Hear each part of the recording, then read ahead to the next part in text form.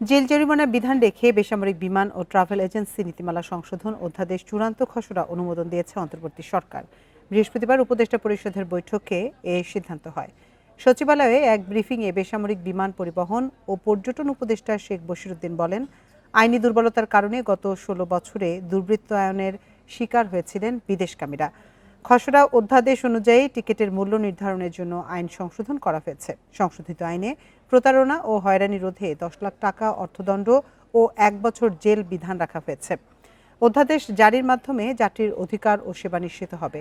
এ সময় তিনি আরও বলেন, সম্পূর্ণ অযৌক্তিক মূল্যে টিকিট কেনেন ক্রেতারা। নতুন আইন অনুযায়ী একটা ট্রাভেল এজেন্সি আরেকটি ট্রাভেল এজেন্সির কাছে টিকিট বিক্রি করতে পারবে না। এতে টিকিট বিক্রির মাধ্যমে টাকা বিদেশে পাচার বন্ধ হবে বলেও জানান তিনি।